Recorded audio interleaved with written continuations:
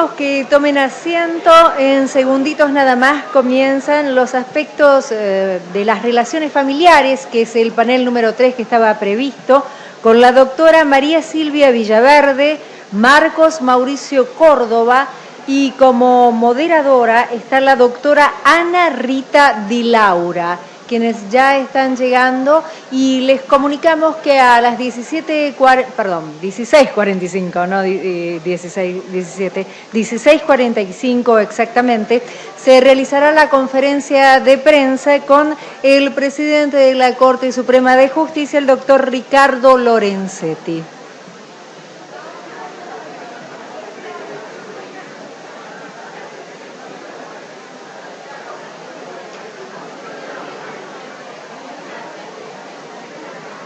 Convocamos entonces a la moderadora, la doctora Ana Rita Di Laura, quien se va a encargar de hacer la presentación formal de este panel, que reiteramos el nombre, es aspectos de las relaciones de familia.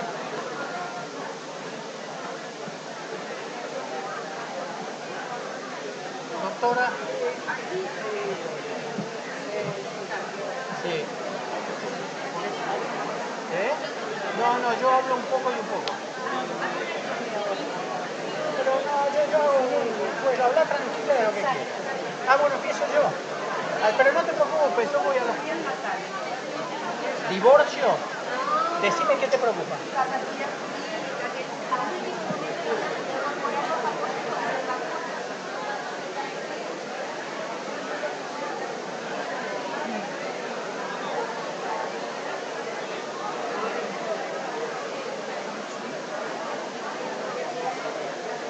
Solicitamos si puede comenzar ya el panel, dado que tenemos 27 minutos, los cuales podrán disertar acerca de los aspectos de las relaciones de familia en este nuevo Código Civil unificado.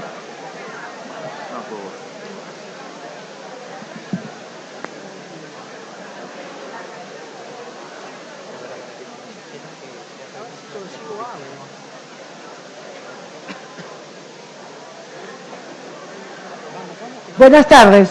Me solicitan que maximice el tiempo porque, bueno, ya se nos ha acortado mucho. Voy a tratar de leer los currículum aún más breves de lo que me enviaron en cada uno de los disertantes.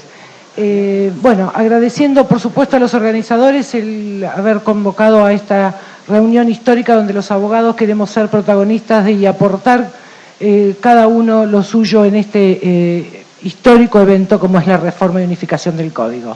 En primer término, quiero decirles y transmitirles las disculpas del doctor Francisco Magín Ferrer, quien lamentablemente por razones de salud no ha podido asistir hoy.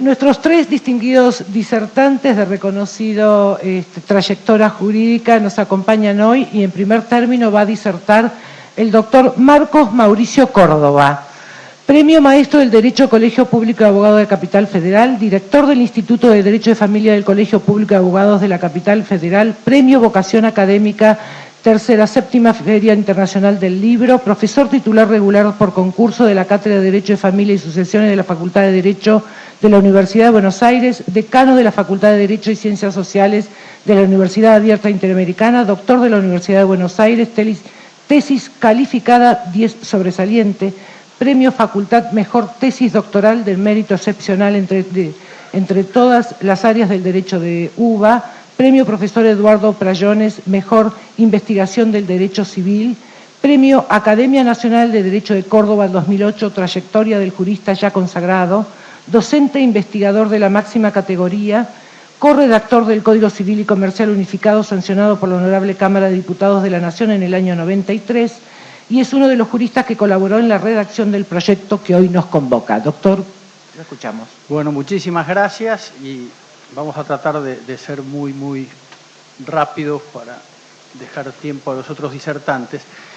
En realidad me corresponde a mí hablar de dos materias distintas. Una es el derecho extrapatrimonial, el derecho de familia, y el otro es el derecho sucesorio, el derecho a la transmisión de aquella parte del patrimonio que puede ser recibida por otro.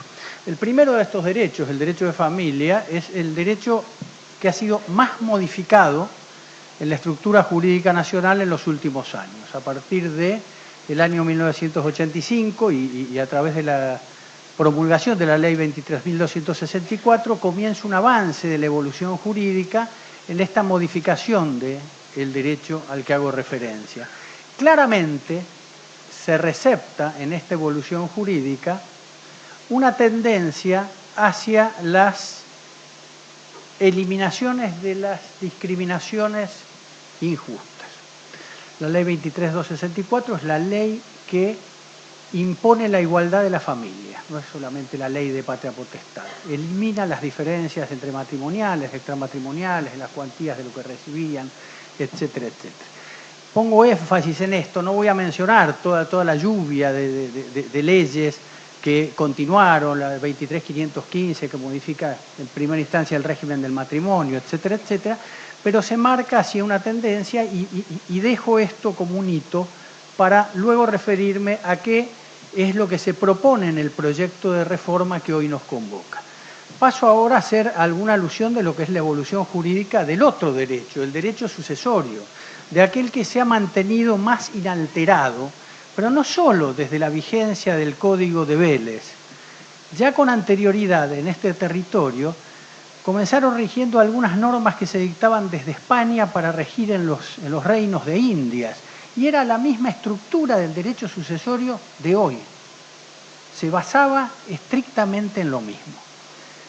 El derecho sucesorio, que es aquel hecho jurídico capaz de provocar el mayor desencadenamiento de efectos.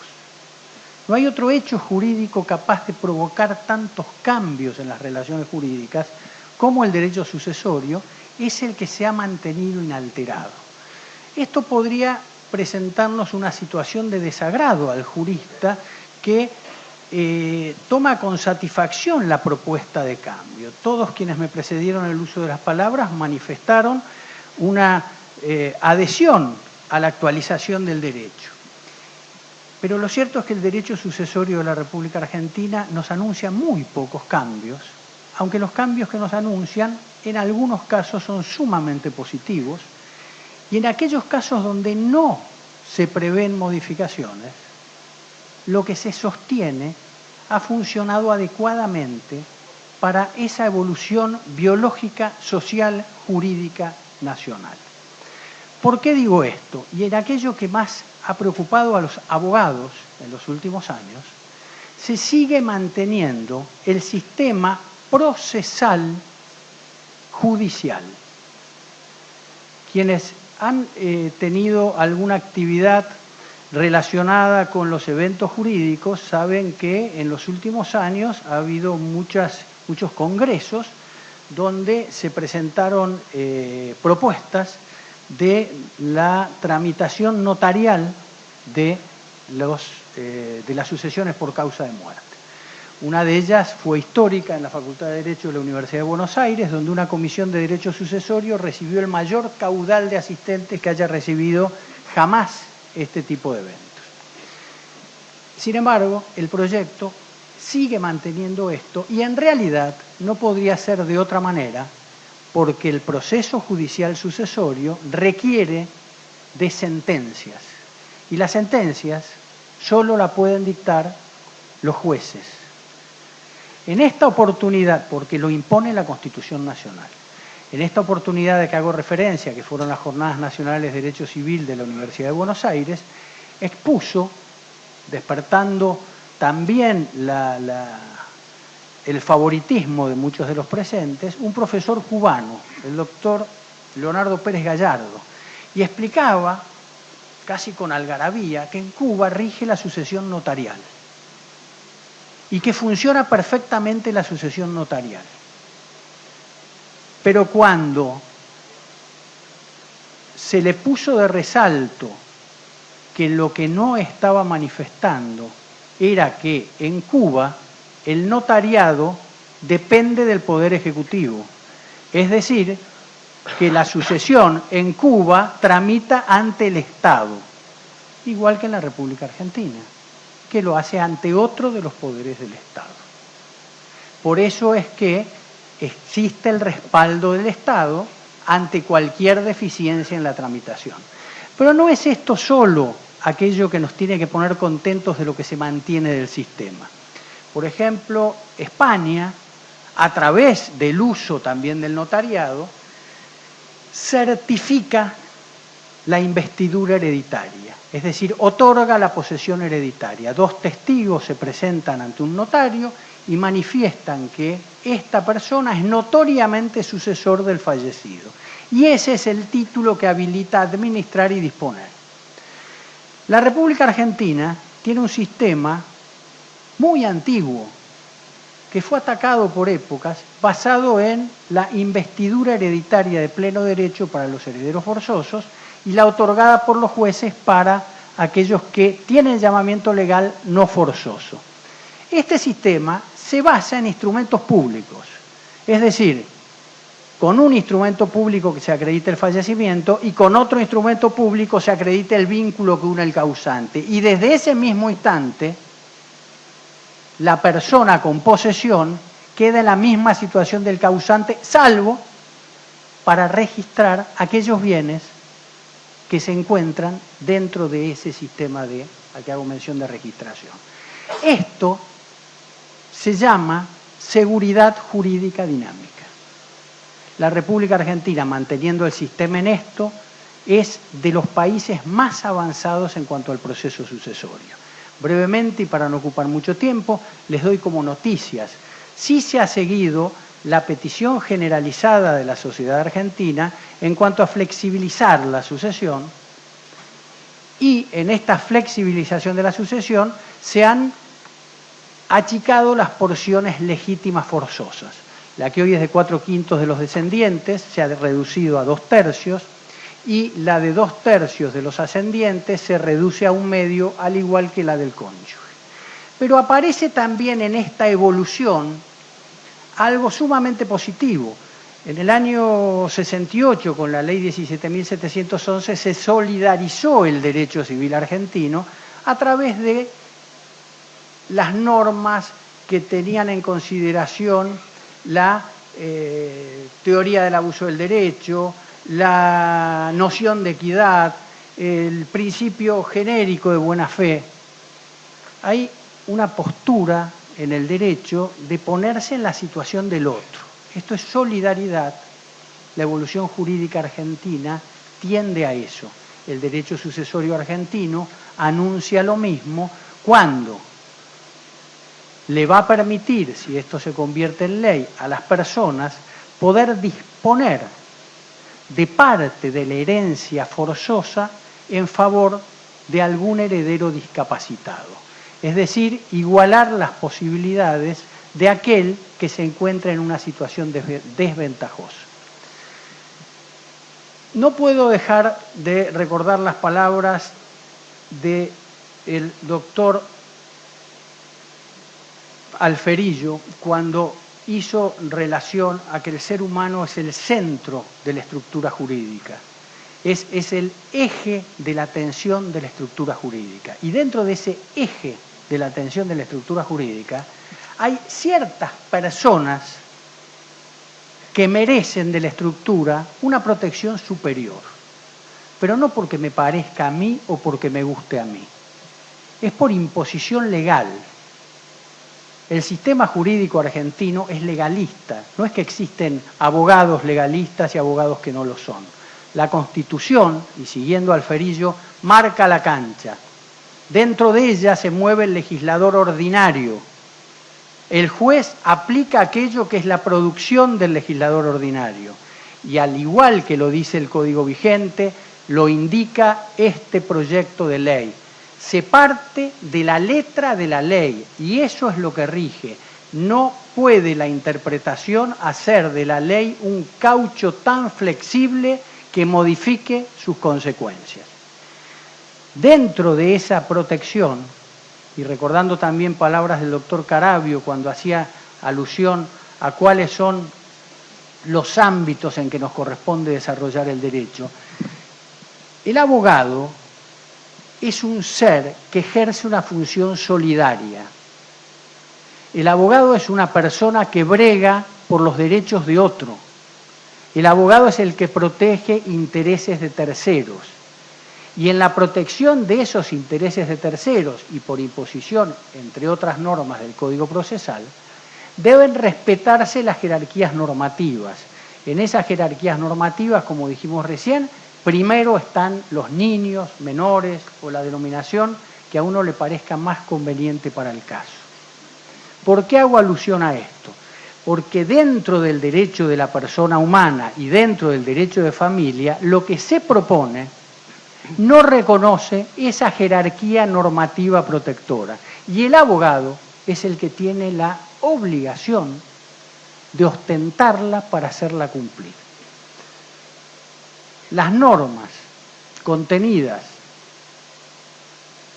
en tratados internacionales de jerarquía superior indican que el conocimiento de la identidad es inviolable, es inalienable. Indican también que los intereses del menor son superiores. Dentro de esto no podemos entonces estar de acuerdo cuando el proyecto nos dice que en principio el donante de material reproductivo es anónimo, por más que aclare que la persona nacida con estos procedimientos podrá justificadamente requerirle al juez conocer su origen. Nadie necesita invocar absolutamente nada para saber quién es. El derecho de la personalidad es inalienable y su sola invocación hace a su respeto. Con esto queda alcanzado también aquello que se denomina la maternidad subrogada o el uso de vientre ajeno. Desde el comienzo de la gestación, el ser humano comienza a forjar su identidad en relación con la gestante. Recibe de la gestante, recibe información de la gestante que hace a su identidad. Si esa persona se gesta en un ámbito que no es aquel en el que va a continuar la relación, la vinculación, se padece trauma. Es decir, que este sistema que se anuncia como satisfactorio para personas mayores que no pueden satisfacer ese deseo de tener un hijo propio, resulta negativo para otro ser humano que, según la estructura jurídica argentina, merece una protección superior. Pero si no quisiésemos atender los derechos de los menores o del niño que se crea en esta situación, atendamos los derechos de otros mayores, que es aquella persona de la cual se usa el vientre. No es la madre, no es el padre, es tan solo una portante. Imaginémonos, proyectemos qué va a ocurrir cuando cualquiera de los letrados que se encuentra acá sea requerido por alguien que le diga: mire, doctor, esa señora lleva en su interior a mi hijo. La legislación argentina me permite que cuando nazca tenga un vínculo filial conmigo, pero la de otros países no. En los otros países rige lo que regía hasta el año 2012 en la República Argentina. Y es el alumbramiento lo que determina la maternidad. Si esa señora sale del país e inscribe al que alumbra, lo inscribe como propio. Y me están privando de mi hijo. Trabemos alguna cautelar para que esa señora, portante, no salga del país. O tal vez otro se plantee que esa señora portante va de la mano de un señor del cual tenemos sospechas que pueda padecer alguna enfermedad que se transmita por vía sexual. ¿Podría haber alguna cautelar que inhiba a esa mujer de realizar actos propios de su intimidad? Cualquiera de los dos ejemplos puestos no estarían llevando a la creación de una nueva forma de esclavitud.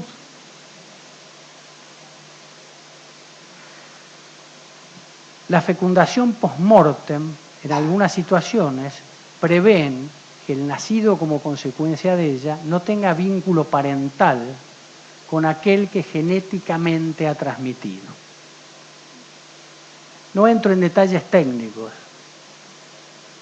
Hay situaciones donde si el material no es utilizado con la autorización de la persona antes del fallecimiento o es aplicado mucho tiempo después, no se crea vínculo parental y por lo tanto tampoco transferencia hereditaria.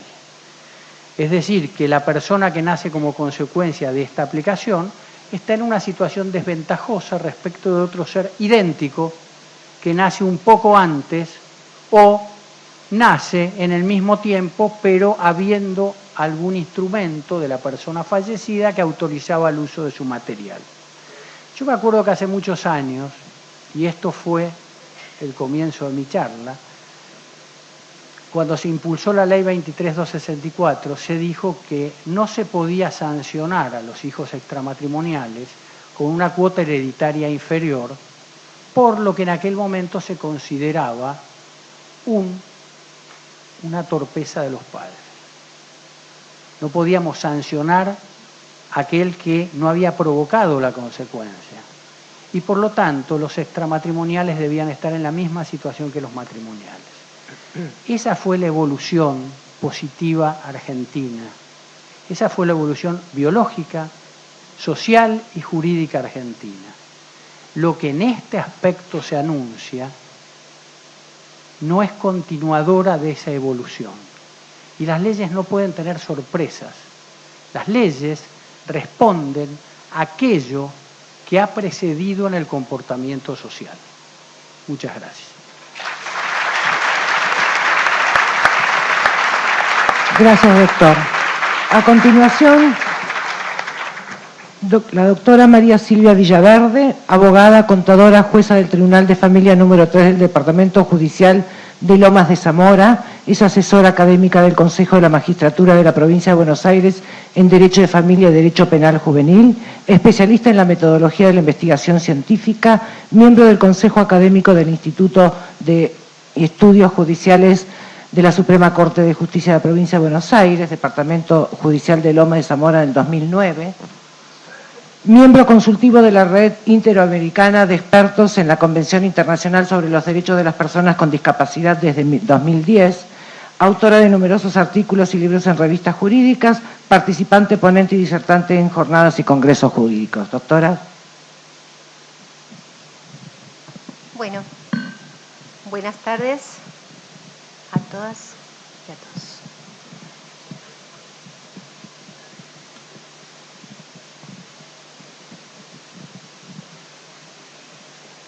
Yo me voy a referir en estos breves minutos a una cuestión, a una institución nueva, introducida en el Código Civil muy recientemente, habrá un mes o dos, no mucho más, que es el sistema de apoyos al ejercicio de la capacidad. En realidad es el sistema de toma de decisiones con apoyos y salvaguardias.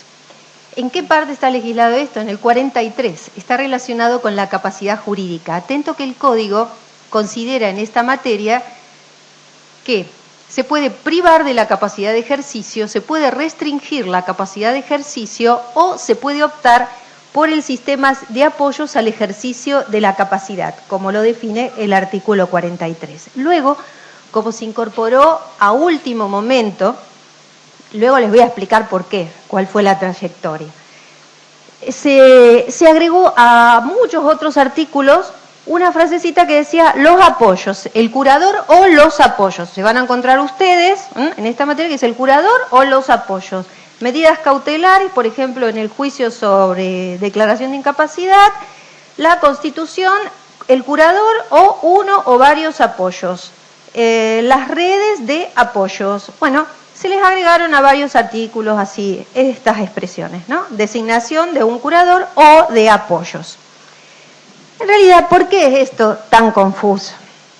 Esto es tan confuso porque en el 2008 el Estado aprobó mediante la Ley 26.378 y ratificó un Tratado de Derechos Humanos, el primero del siglo XXI, que es la Convención sobre los Derechos de las Personas con Discapacidad. Yo creo que se pensó, cuando se aprobó el tratado, que las consecuencias de aprobar y ratificar ese tratado no incidían sobre el tema de la capacidad jurídica, sino que era para proteger, beneficiar, cuidar de las personas con discapacidad. El tema es que la Convención sobre los Derechos de las Personas con Discapacidad no es tal cosa.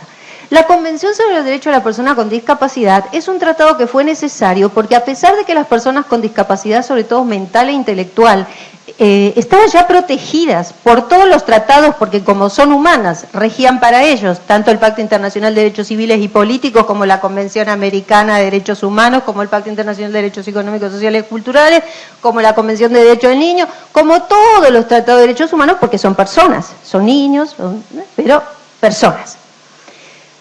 Sin embargo, para el sistema de protección de derechos humanos eran invisibles y se les seguía declarando la incapacidad. ¿Qué implica declarar la incapacidad de ejercicio de una persona?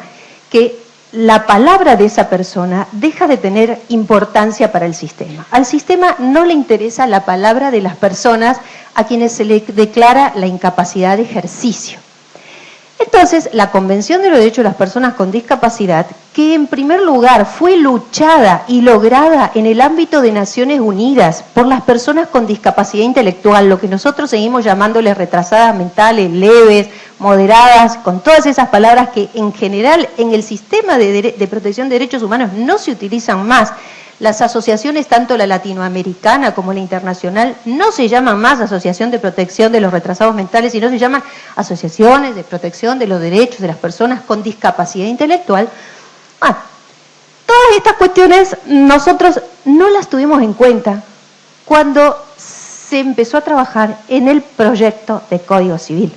Por eso las personas con discapacidad mental e intelectual no participaron en ese proyecto en un primer momento. ¿El tema cuál es?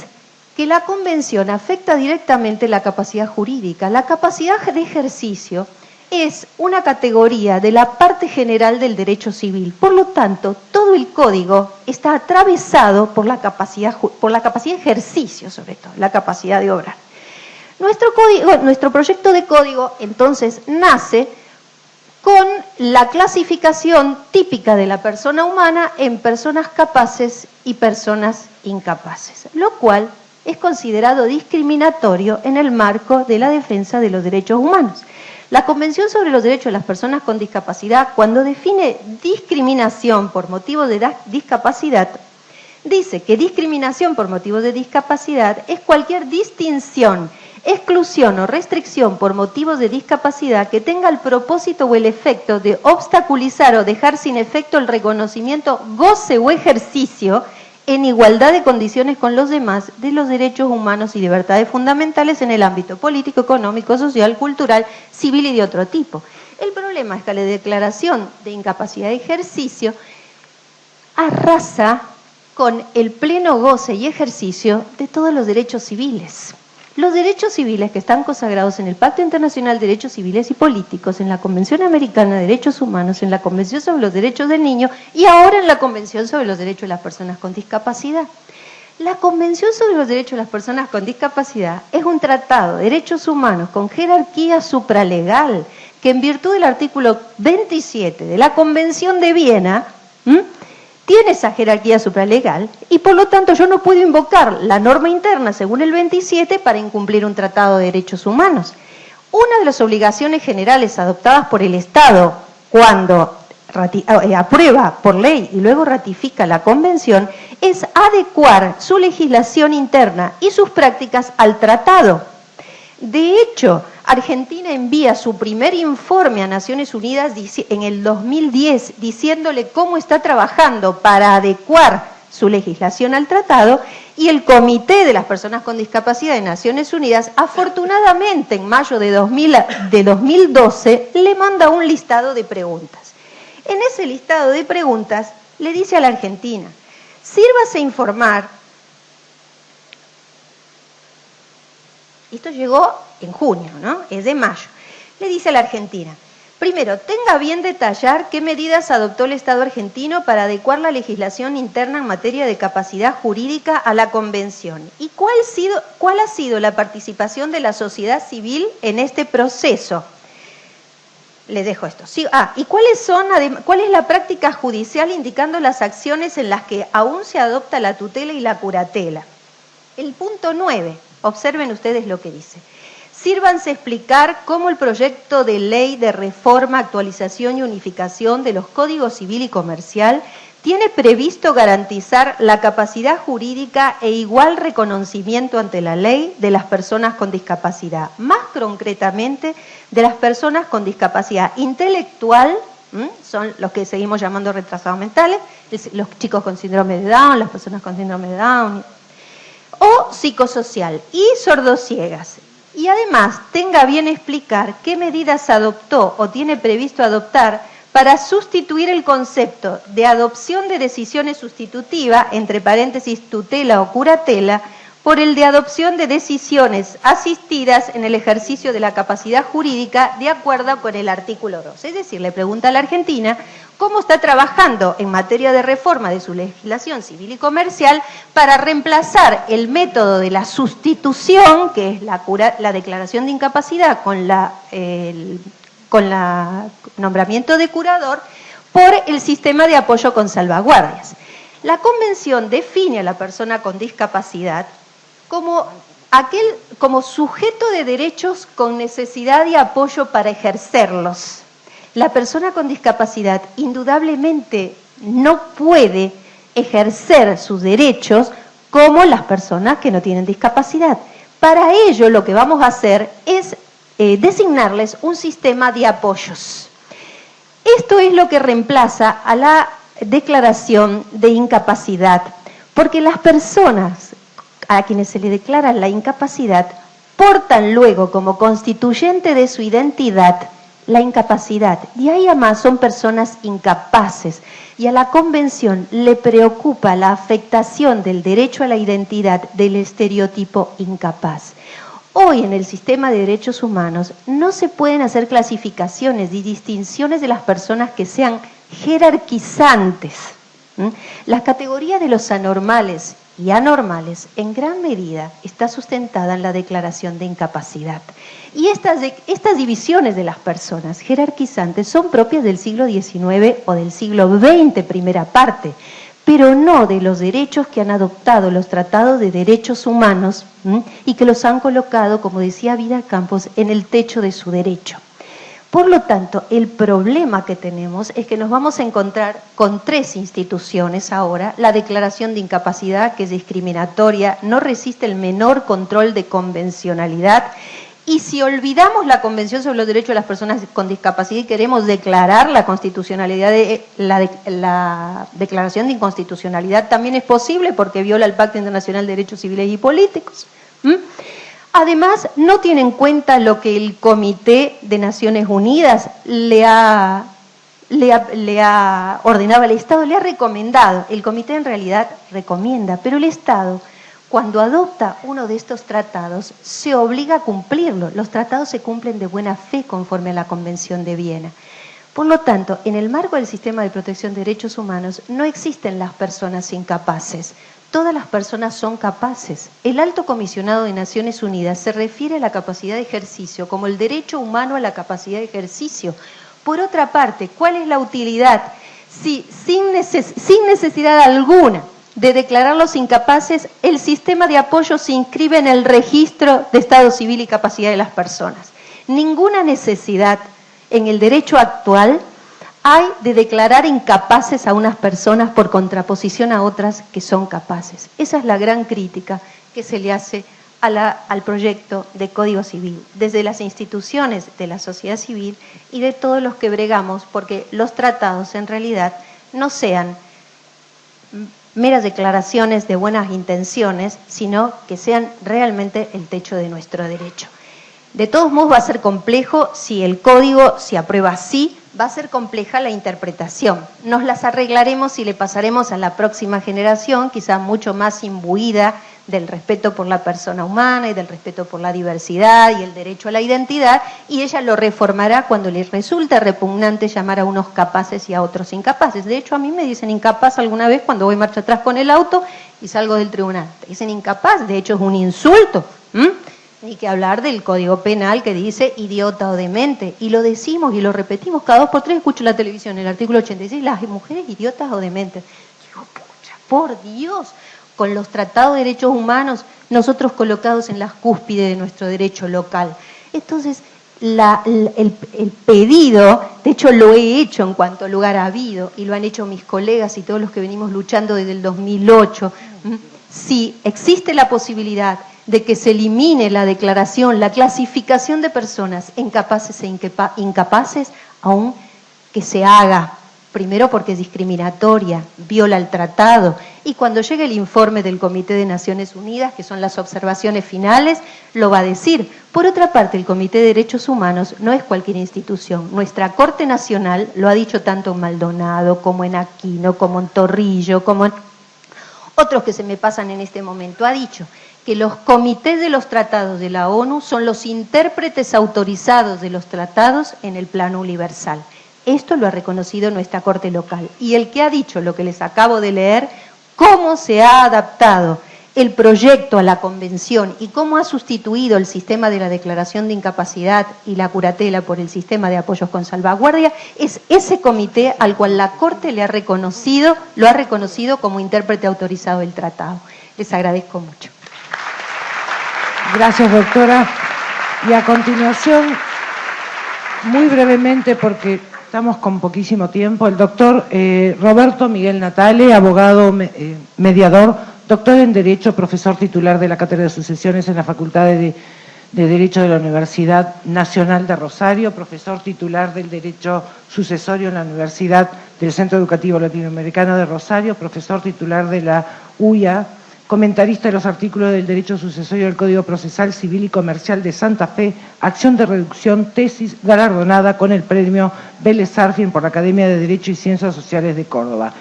Ex juez del Tribunal de Disciplina del Colegio de Abogados de Rosario, autor de numerosos artículos y colaboraciones, participante, ponente, disertante en jornadas del Congreso Jurídico. Adelante, doctor. Bueno, mi agradecimiento a las autoridades por la invitación. Voy a hacer algunas reflexiones pequeñas sobre cuestiones que directa o indirectamente tienen relación con las incumbencias profesionales para referirme luego y finalmente a uno de los temas más importantes que creo tiene este anteproyecto en materia de sucesión.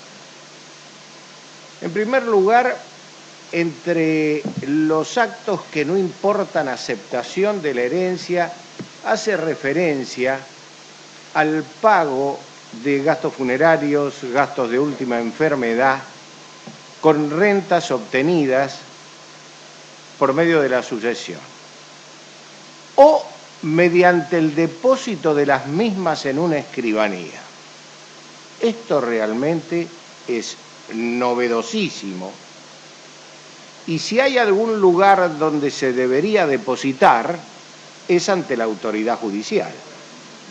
Es más que sabido que el pago hecho ante un escribano no puede valer como pago por consignación. Y este es un tema architerminado, por lo que me llama la atención esta mención. En materia de forma de la renuncia, se refiere que ella puede ser hecha por escritura pública o acta judicial acompañada al juez. Creo que también debería agregarse por escrito presentado por el renunciante y patrocinado por un letrado abogado. En materia de cesión de derechos hereditarios, refiere que debe hacerse por escritura pública. Aquí hay que agregar o por acta judicial o por escrito presentado al juez de la sucesión con patrocinio letrado. se menciona también que el reconocimiento del testamento hológrafo, alterando totalmente lo que ocurría hasta ahora, tanto en el Código Civil como en las normas procesales, de que el reconocimiento de la firma y la letra era por medio de testigos, en donde no cabía el régimen de tachas, porque cuanto más amigos, más cercanos eran, se interpretaba que mejor era posible el conocimiento de esa firma y letra. Ahora se habla que debe hacerse por prueba pericial, lo que amén de más engorroso es más caro. La prueba pericial se recurría cuando no se obtenía acuerdo entre los testigos. Ahora es exactamente al revés. Otro de los detalles llamativos desde el punto profesional es la omisión de mencionar que el perito partidor debe ser un abogado. El código de mi provincia, de Santa Fe, habla expresamente que para ser perito inventariador, tasador y partidor se debe ser abogado. Pero voy ahora a lo que a mi entender es lo más llamativo de este anteproyecto. El doctor Córdoba insinuó algo que vale como principio en el sentido de que se han disminuido los montos de las legítimas. La de los descendientes de 4/5 pasó a 2/3 y la de los ascendientes de 2/3 a la mitad, igualándola con el cónyuge. Este es un tema opinable, porque hay un detalle. Entre nosotros no es costumbre testar, con lo que la discusión puede ser algo bizantina. Claro que se me puede responder que no es costumbre testar por lo alto de las legítimas. Mi experiencia profesional me indica que no es así, porque testar es comenzar a pensar en morir, y a ningún ser humano le gusta ese pensamiento. Pero resulta que, amén de este detalle de la disminución, que ya lo tenía el proyecto del año 98, hay una norma referida al efecto rey persecutorio de la acción de reducción que permite obtener los bienes de manos de quien se encuentren cuando está afectada la legítima, es decir, de manos del donatario o los eventuales subadquirentes. Ahora ha incluido en la parte de legítima un artículo llamativo, por cierto, que dice la acción, prescripción adquisitiva. La acción de reducción no procede contra el donatario ni contra los subadquirentes que han poseído la cosa donada durante 10 años computados desde la adquisición de la posesión. Se aplica el 1901, es decir, la posibilidad de adjuntar las posesiones para sumar una anterior a una nueva. ¿Cuándo le nace la acción de reducción al heredero? Cuando el causante muere. Porque antes de la muerte uno no es heredero. Acá necesariamente tenemos que hablar de algún muerto, porque si no, no hay charla.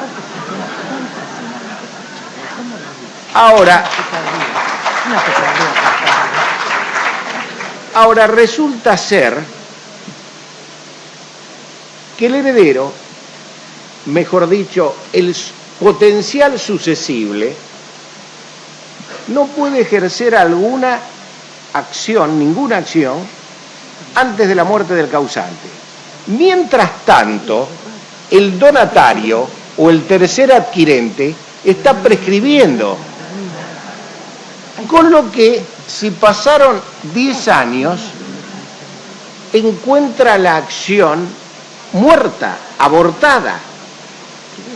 No existe en la doctrina comparada ni en la legislación comparada opinión alguna que haga correr el término de la prescripción adquisitiva antes de la muerte del causante.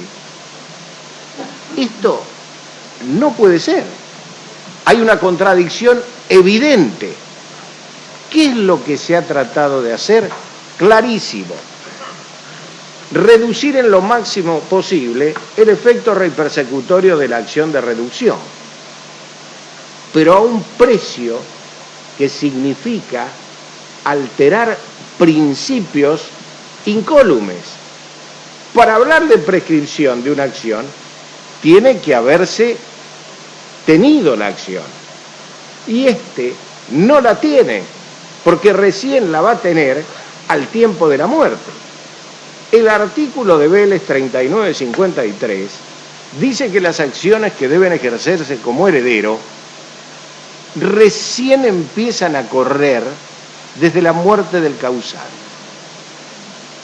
No existe norma alguna en el anteproyecto sobre el arranque de la prescripción de las acciones hereditarias.